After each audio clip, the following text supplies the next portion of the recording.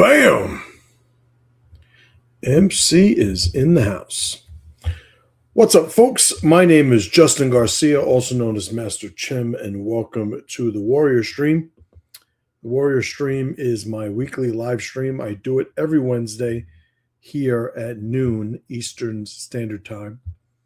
We have a good topic planned for you guys today. The weak language epidemic. We'll get into that in a second. First, just a little bit of housekeeping. If you guys are not getting my daily email, the link's in the description. Go to masterchimletter.com, masterchimletter.com, and you can sign up for that there. If you have not yet taken my free leadership alignment assessment, it is the primary diagnostic I use for guys in my coaching program, and it is something that is free. It takes about 3 minutes, and you will get some very specialized, customized information sent right to you as soon as you finish. So you should absolutely go there. And again, the link for that is in the description also.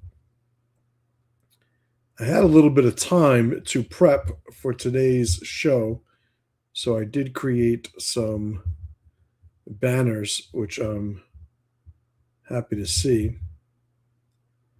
want to make sure, as you guys are jumping on, do me a favor, give me some feedback. Let me know that you could see me and hear me.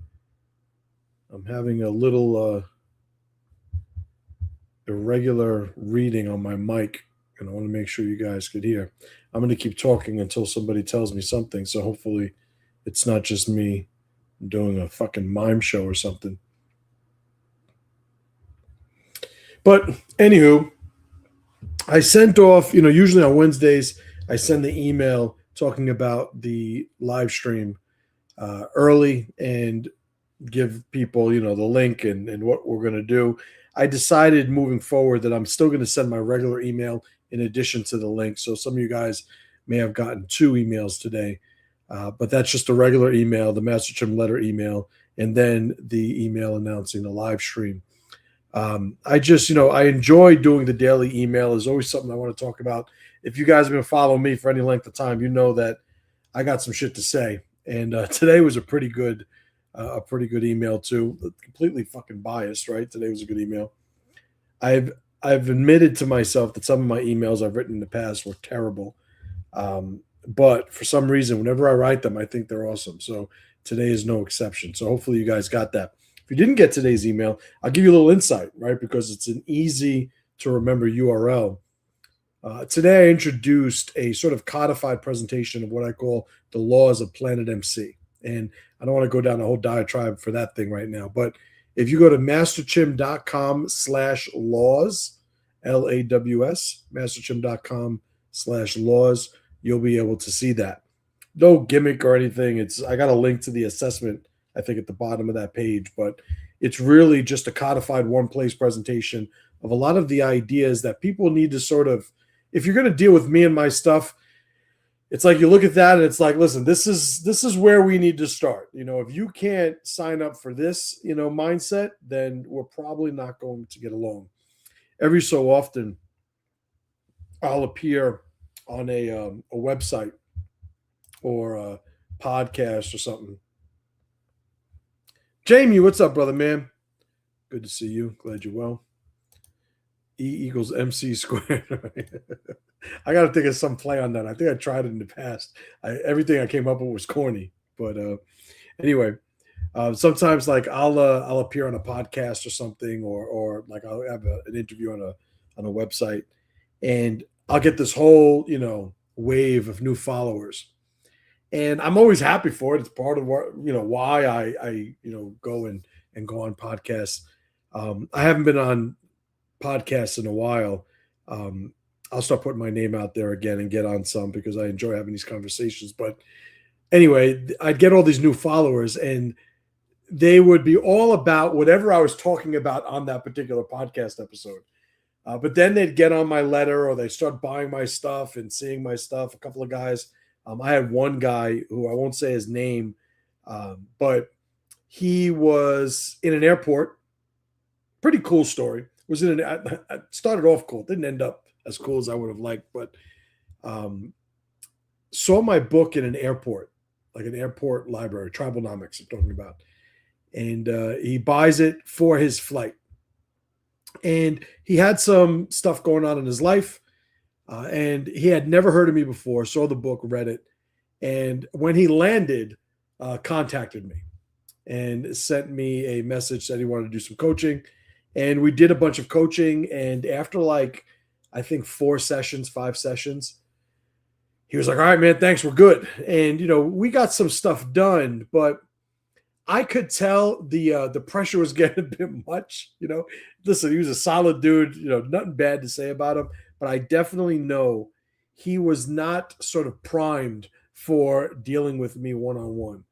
And whenever I go and do something, there's always that wave of people that come, and then they'll get an email or they'll see one of my social media posts or something, and they'll go, "Oh no, like I don't want anything to do with this guy."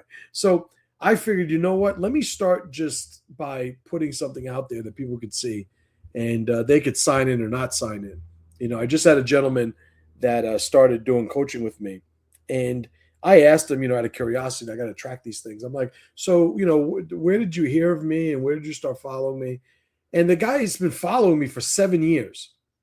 And that happens a lot, So sometimes, that's the thing that to me makes me feel good and counters the whole people that at some point become outraged because I said something that to me aligns with everything else I said up until that point. But I guess they didn't see it that way and they wind up leaving. But anyway, the masterchim.com/laws, and you'll see that the thing that I put out today. Who else we got here? Johnny Groove, what's up, brother, man? You're on Saxon. What's up, Don? Good to see you. So I got a good topic planned today, right? The weak language epidemic. I did have some time to prep this somewhat. And so I put the banners up, so we'll have the fancy little thing on the screen. But the idea of it is, I thought of 4 weak speech behaviors that men display. I don't think that they are the 4. I think they are the most significant 4, hence why they're on my list. And these 4 happen to also be tied in to a lot of the, pressure to power philosophy and meta model stuff that I do. So these are 4 that are very relevant to a lot of the work that I do. But the work that I do is to help men, become stronger, blah, blah, blah. So I did come up with these 4. I don't think that this is the totality of the list. So if you're hearing this and you're saying, oh, well, what about this? What about this? I'm probably going to agree with you. But in working with, hundreds, can I say thousands because of the school, thousands of men, or thousands of students in general over the last 20 years, specifically coaching, I think at or around 100 men at this point in the one-on-one coaching. I know that there are some trends and some commonalities and some things that are very, very frequently rearing their heads in men's issues where the men have absolutely nothing else in common, it would seem. But these things keep popping up. And the topic that I'm alluding to, obviously, is this idea of weak language. This idea of how we talk is going to not only determine the effect we have on the environment, which is kind of like that's what talking does, but it also incentivizes and supports a mindset that oftentimes is in conflict with any of these aspirational goals and these declarations of intent that men tend to make. They'll say something really, really strong, and then they'll support it with a bunch of weak stuff that just doesn't match. And a lot of this is habitual. A lot of this, falls under the umbrella of deficiencies that men have simply because they've never inspected it. They've never audited, how it is that they communicate, right? It's like that whole, if you don't pick up the rug, you don't see all the dust underneath it. So you could, vacuum the rug, clean your house every day of the week, but if you don't move shit out of the way to see what's under it, you're not going to get to it. And a lot of times the language men use falls exactly, into that category, right? So let's get into it. We have these 4 weak speech behaviors. I should have thought of like a cool name for it, but these are the four things I want to talk about. Let's get to number one. So the first type of language, weak language that men use, I call, bam, there it is, the escape clause. So now the escape clause is, and again, these four are in no particular order, and I mean that there's only four of them. So it's like even if there was an order, like what's the difference? The escape clause is when men design language to avoid committing to anything where they would be accountable, right? Or anything measurable. So they never really have to face any consequences. They never really have to have their performance or follow through judged, in any objective way. And they tend to keep everything optional, right? They evade the pressure of people creating some sort of pace of expectations, meaning there's not a time where anything that they've said has somebody say, well, shouldn't you have done something already based on what you had said before? So they sort of weasel their way out of these things. It's almost like they remove the accountability and responsibility before it ever even had a chance to begin, right? Before they've ever actually suggested they should be accountable or responsible. And they adjust their language accordingly. A lot of this, why men do this? They do it because their fear of being judged. Now, by the way, a little caveat, not only men do this, obviously, plenty of women do also, but it's really a fear of judgment, a fear of failing, of people thinking less of them. And it really takes what would preferably, ideally be a decision process, right? I've made a decision and it turns it into this, wouldn't it be nice, preference, possibility, certain level of probability sort of statement. But no checks have actually been signed in the process. And the escape clause, when men are talking like that, you'll hear them say things like, we'll see, maybe if I get a chance, I'll definitely try, and again, it's this non-committal. They want to say that they're going to do it. They may even start incentivizing getting credit for doing it. But when it all comes down to it, if they didn't do it, they could go back and say, well, I didn't say I was definitely going to do it. And that's why I call this the escape clause. I don't know why it disappeared off the screen. I think there's a banner setting that I'm messing up. So that was number one, and that was the escape clause. All right, so let's get to the second one. The second one is the weak wash, right? The weak wash. And I went back and forth on naming this. I haven't codified these names until today. The descriptors, right? The features of these deficiencies, these weak speech patterns or behaviors are embedded in a lot of my work, and being critical of how men conduct themselves. But I never really coined these things today. So, I can thank you guys for inspiring me to do that because I'll use these things going forward. On this particular one, the weak wash, this is the language that sort of dilutes a standard until it becomes seemingly harmless. The man washes, they say weak wash is the reason why, he washes it in weakness. Spoiler alert. So the result almost looks acceptable even when it isn't. So what do I mean? He tends to try and lower expectations in the middle of the process. He starts looking at things that are objectively failures, right? Like they didn't make it, non-successful attempts. And they'll start creating this gray area. Oh, well, it's good enough. It's better than nothing. And they'll start saying things like, well, it's not that bad. Or, it could be a lot worse. At least I tried.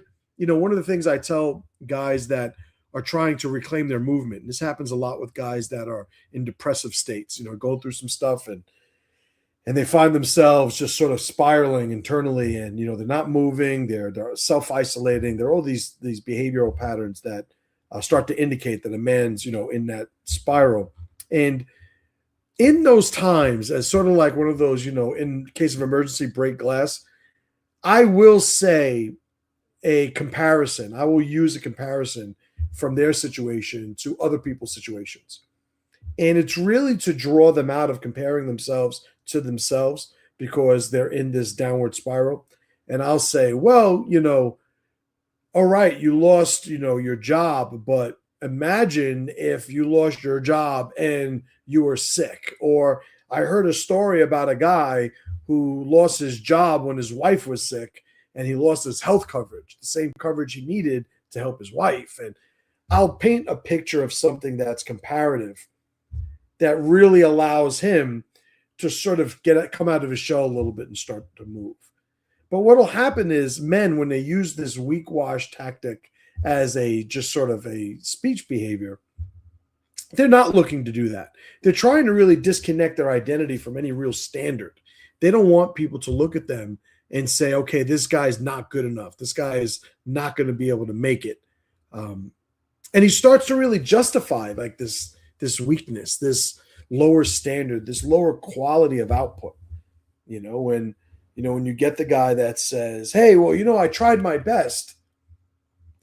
It's like, well, some circumstances that would be appropriate. But let's say, the rent was due, and, you go to collect the rent, and the guy says, hey, well, I know it's $1,000, but I only got 600. It's like, but it's $1,000. Hey, I tried my best. What do you want me to do? It's like, what the fuck does that have to do with reality? And people who tend to weak wash things as they speak are really looking to sort of create a gray area and then sort of camp right inside of it, right? They don't want to be held accountable with any level of rigidity, right? Very, very common thing. So that is the weak wash. That's number 2. So far, and I'll tell you right now, I have no idea. Oh, okay, I just found the setting. Apparently, I had it set for disappear in 60 seconds. And I'm gonna, all right, I don't know what's happening. Did I just ruin something? Maybe. So that last one was the weak wash. The first one went over is the escape clause. And the next one, if it lets me show it, bam, the cop out. All right, we did it. The cop out. So now the cop out's interesting because the cop out is the type of language that a man uses to sort of remove himself from responsibility completely. The cop out is the one where he'll separate himself from the cause and effect of before and after, so he can't be held accountable. He can't be held responsible. He pretends things sort of moved without him. He'll avoid owning any decisions that led to an outcome, that obviously the outcome is being criticized, and any of the decisions that led to it, he will sort of, and that's like the universal gesture, like, hey, wasn't me, or I didn't have anything to do with that. When he absolutely did, and he knows he did. It signals an unreliability to the people around him, because if you can't sign the things you've done, then you're not supposed to get credit for the things you've done. But with the cop-out, that's the contradiction, right? That's the paradox. He wants credit while still not being held accountable if it goes the wrong way. So the thing with the cop-out is using that, the man who uses that, he makes leadership practically impossible too, because he never presents himself as somebody who acts with any autonomy, any sense of agency. Like, if you're not in charge and if you are not accountable, then how could we give you responsibilities, right, that we need to hold somebody accountable for, right?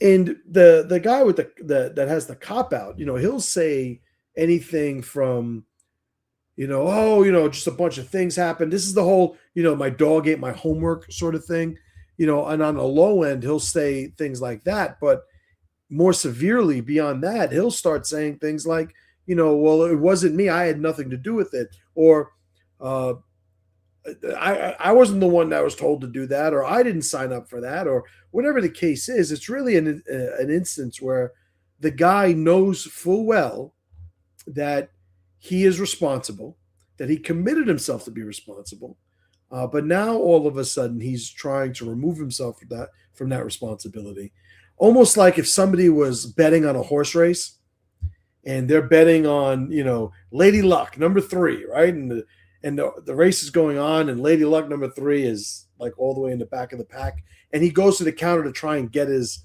bet back. That's what the cop out does. He's in it to win it, right up until it doesn't look like he's going to get what he wanted, and then he slowly slinks back and tries to pull his responsibility out with him, right? So that is the cop out. All right, Jamie writes, could you imagine if we talked about weight training in terms of suffering rather than say adversity? And yet we do exactly that with life. It's small but telling. Well, welcome to my world, Jamie. That's exactly right. It is exactly right. One of the things about utilizing analogies the way that I have and the way that I still do in my coaching is it's really, if I can get somebody to sign on to an analogy and an application of of what that analogy represents, but the application is something they like. And then I go and I take some situation they don't like, but they already signed on to this analogy saying they believed in it and its value. And then I'll show them all the contradictions. That's one of the first things that I do when I start coaching with somebody. There's a reason why I'm always talking about alignment. And that's the primary alignment that I assess and audit with people. There's a reason why my assessment that I have public is the leadership alignment assessment. It's because when somebody is saying one thing, doing something, but then their belief about it all isn't even consistent, that could usually be discovered by putting some analogies there, right? And the weightlifting one, I mean, maybe, hopefully for obvious reasons, I use all the time, right? It's like, I've described this before where I think one of my articles, The Law of Pressure, I talk about this in some more detail. But it's, we go to the weights, the gym, we lift the weights, and because we have this productive level of resistance in the form of friction, it forces us to adapt, and the physical adaptations are strength, muscle, speed, and everything that comes by way of, resistance training. But that same type of engagement with a more abstract, resistance or friction is never looked at the same way. It's never looked at as an opportunity. Now, mind you, like weight is heavy. Like you squat, I've powerlifted, you put a bunch of weight on the bar, it's fucking heavy. Going through some shit in life could also be heavy. And sometimes life feels really heavy. But if it feels heavy in the gym in the form of weights, everybody's on board. But as soon as that heaviness appears in another way, suddenly the entire dynamic is different, right? And obviously it isn't. It shouldn't be, right? It's just an inconsistent approach to looking at what resistance can do. I've been saying pressure to power for damn near 20 years at this point publicly. And the whole premise of it, my entire philosophy, my model of life is built around this idea that pressure is not only the opportunity to be something of worth, but it's the only vehicle we have to establish anything of value, right? So right on, absolutely. Lex for Books writes, or integrity, and I'm pretty sure that you probably timed that right in sync with what I was saying at the time, but I have no idea what it was. But that's my man, Captain Corny, right there. Good to see you, brother, man. Hope you're well. Jack Gerber, what's going on, brother? Haven't seen you in a bit. Good to see you. All right. So far, what have we gone over? And these are the weak language behaviors. And we went over, the first one I went over was the escape clause. There's only 4, and they're not in any particular order. But the second one I went over is the weak wash. Then I went over the cop out. And now let's get to the last one I have prepared. And it is, bam, the pre-apology. And apparently that is on a timer, and it's going to disappear in 60 seconds. So whatever. I'll figure it out eventually. Doesn't matter.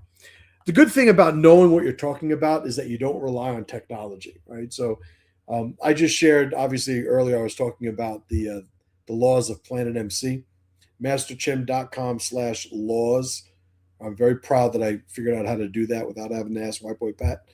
But the idea is because I operate from this sort of codified model of my belief system, I don't care about technology as much as some people have to, because as much as I love making like AI picks as the next guy, it's all based on a system that exists completely outside of the media that I use to deliver it. Right. So I don't know what the fuck I had to mention that to you guys, but like I never apologize for like typos and shit like getting the buttons wrong on these things. And look, the thing already disappeared. I'm gonna put it up again. Take that, technology. So it's up again. So let's hit it. Pre-apology, the fourth one.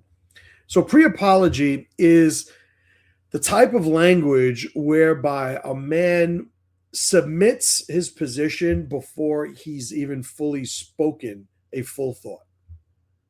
Fully spoken a full thought, little redundancy.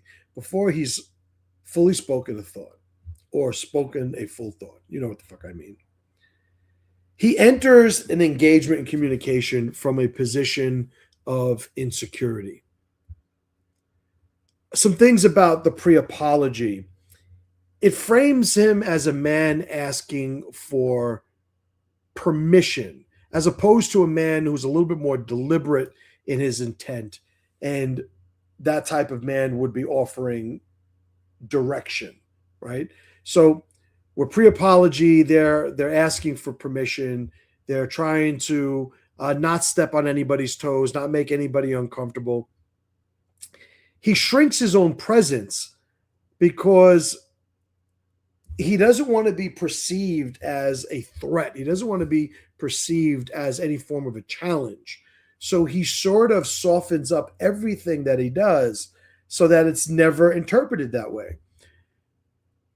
It winds up signaling, and a lot of times a guy that speaks this way, that communicates this way, like these qualities, these things don't apply to him. But using that language or using this pre-apology is something that makes him seem like he doesn't have any authority. It makes him seem like he doesn't have any competence, you know. And one of the things about a confident man that you'll see, a competent and confident man, is you'll see that he'll speak with intent. He knows what he knows, and there's no reason to doubt what he knows, so he offers what he knows. And that is conveyed in how people hear that and receive that type of communication. But this person sort of apologizes before anything was even said to have gone wrong, before there's even a reason to apologize, right? So this pre-apology, like, how does this happen in regular conversation? This is the guy that goes, I'm not very smart, but, or he'll say, I really don't want to bother you, but, or, this might sound like a dumb question, and like, I remember when my wife and I first got married, she would cook, and she'd be trying something new, and she'd put it down. And I knew that, she wanted this to be great. She put all this time into it. And I don't think I've ever complained about my wife's cooking once. Like, I love my wife's cooking. I eat it every day. But she would put something down, and she used to say things like, I don't know if it's going to be good. This is the first time I tried this recipe.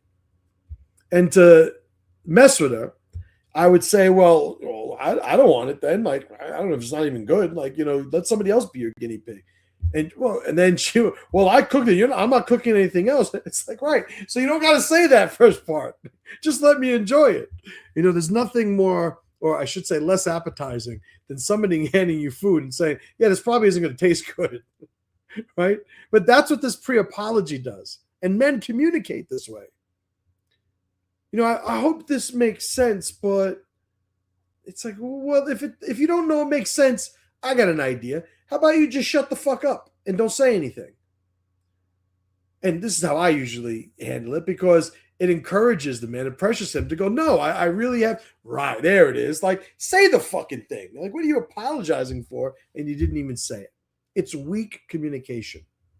I've had the privilege, the opportunity to work with a lot of serious men, and have alliances with a lot of serious men. And by serious men, I mean men who are engaged in lives that affect other people's lives at significant levels of intensity. Maybe these are, serious businessmen.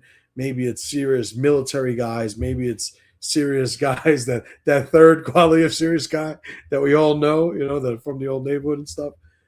But none of these guys speak this way. And it's not only an indication that you don't become like that speaking that way, but it's also just a little bit of feedback that at that level of significance, nobody begins talking that way. So if you don't become powerful by speaking weakly, and once you become powerful, you don't, for shits and giggles, talk like a bitch, then there's really not a reason to do so, and so many men speak this way because, like I've said before, the only time to use weak language is to manipulate. And there are guys that'll do that. I got, shout out to my boy, Jesse, my man, Uncle Jess, right? Dog training extraordinaire. He's the one that taught me how to train my dogs. And I'm not a fucking high level dog trainer or anything, but I know some shit. I can get a dog to do some stuff. And one of the struggles that he and I had, or the struggle he had with me, I should say, is that I was just too much energy on the dog. I was too overwhelming, too intimidating, and the dogs would be sort of scared of me. And I wasn't building the dog, which is what you want. I was basically I had tyrant energy that was diminishing the dog. And only Jesse can get away with this. But he had told me at one point, I guess, getting frustrated with me, but hiding it masterfully as he usually does. He said, "This is what I want you to do." It's like, all right. He goes, "I want you to act like a gay guy." Right? So I'm like, what the fuck does that mean? It's like, am I supposed to grab the fucking dog by the back? It's like, what do you mean a gay guy? Not a gay dog. Right? No, anyway, he goes, because you need to act a little bit more feminine. And I'm like, I'm not into that. Like, that's not one of the. But what he's saying was, having that type of presentation, the dog would read the energy differently, and he would actually be receptive. So I absolutely fucking did it, and it worked. Now, I'm not saying I was talking with a lisp and shit like that and sashaying in the fucking yard. But as soon as I corrected my energy in that way, and I'm not saying I acted like a fucking gay guy, you know what I'm saying. My ego won't even let me say that I did that, right? But as soon as I presented a weaker energy, the dog had the space to actually build itself up. And I've done that with a couple of dogs since then, and he is right. So where do I even go on that story side quest for a second there? Why did I even do it? Number one, I thought it was pretty fucking entertaining. But aside from that, that is the rationalization for when it's okay to be weak, because you're manipulating somebody. And ethics aside, like, oh yeah, don't be a bad person, take advantage, like whatever. If you're going to manipulate somebody, presenting yourself as a weak person gives them room for their strength, gives them extra room for their strength. Imagine you sit in two seats on an airplane, right? Two seats next to each other, and you sit in your seat, and then you squish yourself all the way over to the window, and you're only taking half the seat. The person who sits next to you literally has a seat and a half to be comfortable. You might not, they didn't have to ask you. They didn't, they might feel uncomfortable that they see you, doing that. But at some point, I'll just relax and I'll have the space to do it. Now think of the opposite. Think about you get into a seat and you make yourself completely comfortable. And now you're taking a quarter or half of their seat. They might not even want to sit in the seat because there's not enough room for them to be themselves, right? So this is how manipulation can work with the strength of how you speak. But what we're really getting at, the primary, application of this that we're talking about today is a man who is not manipulating. He is not trying to persuade people by giving their identity and power a little bit more space to breathe. This is somebody who just has these hangups about not wanting to be accountable. And having worked with all the men that I have worked with at this point, it is an absolute real thing, very counterintuitive, but absolutely a real thing that some men are scared of being strong. Some men are scared of being powerful, and they're scared of being. And why are they scared of being strong or powerful? Because they're scared of the accountability, the responsibility. They don't want to be the guy that when shit goes sideways, their phone rings. I think I'm fortunate, and maybe it's my temperament, genetically, and compounded or supported by my experiences as a younger man, but I've never shied away from challenges. Now, why is that? Because I have my own issues, right? That make me go the opposite direction. So I ain't fucking perfect by any means, but the men that do shy away and cower away from it, they don't want to let anybody down. They don't want to be held responsible. And a lot of times they don't want to lose the things that are in their life already because they see them as so, malleable and so temporary that they don't want to rock the boat because they think anything and everyone they care about will fall out if they do. All right. So we got some comments here.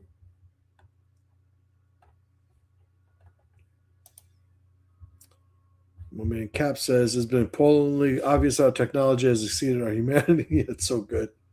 That's so good. But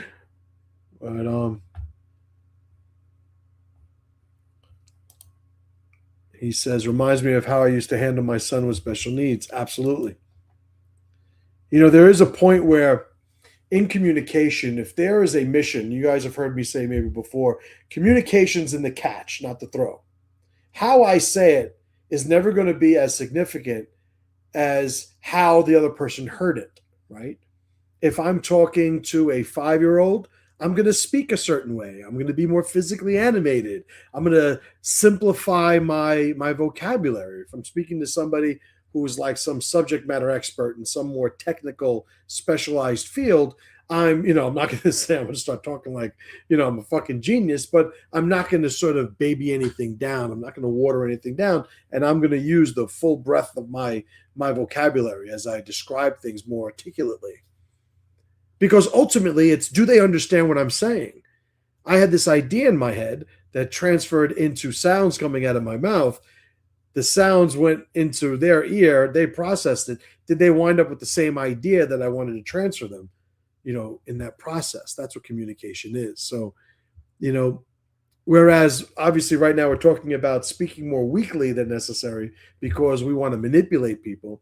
The bulk of today's talk, I wanted to be on the opposite, which is speaking weakly when you actually want to present yourself as being strong. Right. So, all right, guys, I think we hit it. I covered everything I wanted to, those 4 points. If you guys, again, if you're not getting my email in the morning, masterchimletter.com, go there and sign up. You'll get it every day. It was in today's email. It's easily remembered, so it's easy for me to share it. masterchim.com/laws, LAWS. That was the list of the laws of Planet MC that I put out today for everybody's benefit. Sort of like a buffer or maybe even a primer to people who are going to start working with me or just investing in the things that I put out there to the public. All right, guys, I appreciate you all. I will be here next week as always. And with that being said, to all you brothers and sisters out there, pressure to power.